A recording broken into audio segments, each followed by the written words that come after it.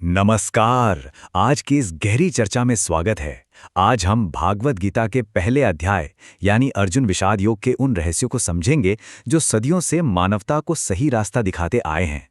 बिना किसी देरी के चलिए इस पौराणिक और बेहद प्रासंगिक ग्रंथ के छिपे हुए पन्नों को पलटकर देखते हैं।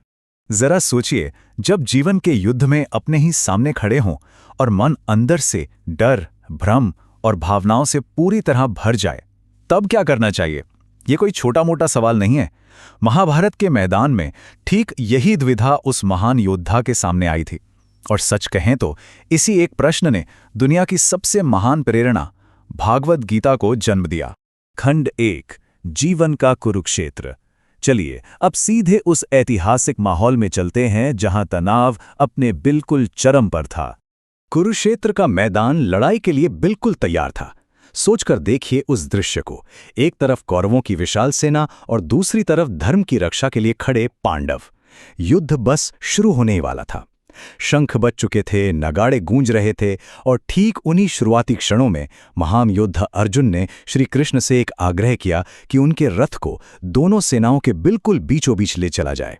सोचिए, तनाव उस वक्त किस शिखर पर रहा होगा। और जब रथ उन दोनों विशाल सेनाओं के ठीक बीच में रुका तो अर्जुन ने वहां क्या देखा? उनके सामने कोई अनजान दुश्मन नहीं थे। उन्होंने देखा अपने सम्मानित गुरु द्रोणाचार्य को, अपने पितामह भीष्म को।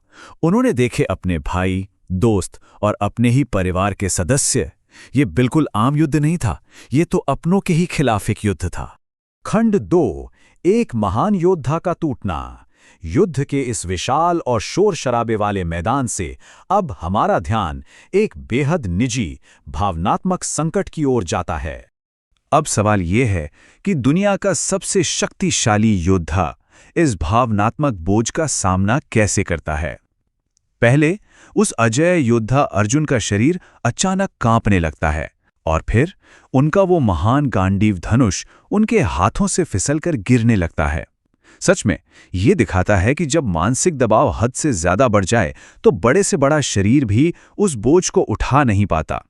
इस शारीरिक बिखराव के पीछे का मानसिक कारण बहुत गहरा था। अर्जुन ने बेहद निराशा में आकर कहा, हे कृष्ण, मैं इन अपनों पर बाण कैसे चलाऊं? ऐसे राज्य, सुख और विजय का आखिर क्या लाभ जिसके लिए अपने ही नष्ट हो जाएं?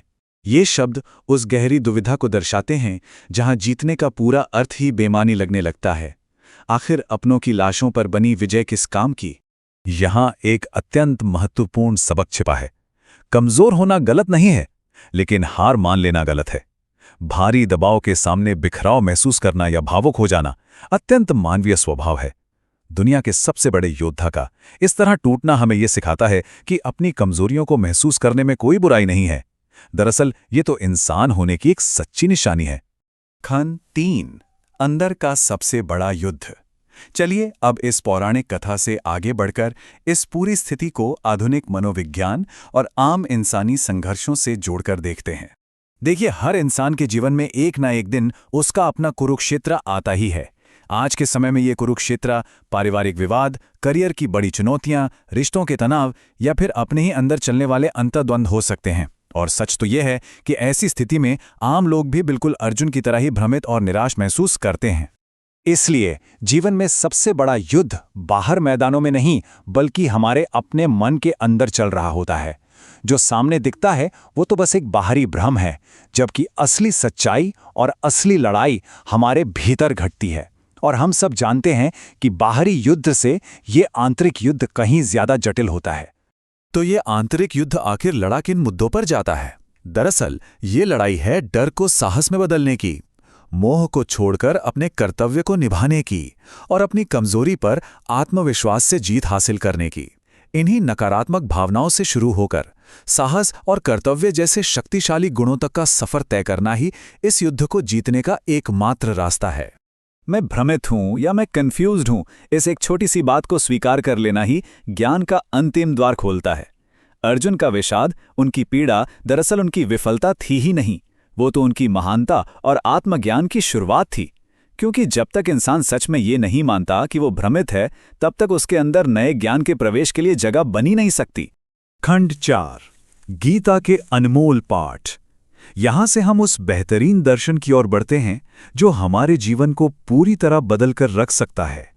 इस प्रथम अध्याय से कुछ बेहद सकारात्मक और ठोस निष्कर्ष निकलते हैं।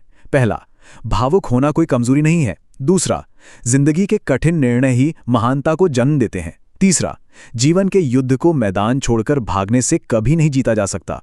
और चौथा, सबसे खास, सही मार्गदर्शन किसी का भी जीवन बदल सकता है। ये सिर्फ पढ़ने वाली किताबी बातें नहीं हैं, बल्कि जीवन को जीने के ठीक वही सटीक नियम हैं जिन्हें इस महान कथा के माध्यम से सिखाया गया है। इस पूरी चर्चा का निष्कर्ष एक अत्यंत शक्तिशाली विचार में छुपा है। जब मन हारने लगे, तब अपने अंदर के कृष्ण को जगाओ।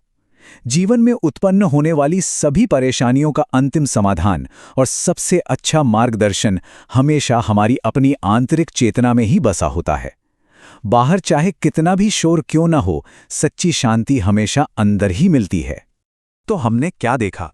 अर्जुन का विषाद और दुख उनकी हार बिल्कुल नहीं थी, बल्कि ये तो उनकी आत्मज्ञान यात्रा का सबसे पहला कदम था। अपनी कमजोरियों का एहसास होना और स्थितियों पर संदेह करना ज्ञान प्राप्ति के रास्ते का एक अनिवार्य हिस्सा है। बिना टूटे एक नई और बेहतर शुरुआत करना लगभग असंभव सा होता है। हर घने अंधकार के बाद ज्ञान का प्रकाश जरूर आता है। जीवन में चाहे कितनी भी परेशानियां हों, भ्रम कितना भी गहरा क्यों न हो, स्पष्टता हमेशा उस भ्रम के टूटने के बाद ही आती है। और यही भगवद गीता के प्रथम अध्याय का सबसे महत्वपूर्ण पाठ है।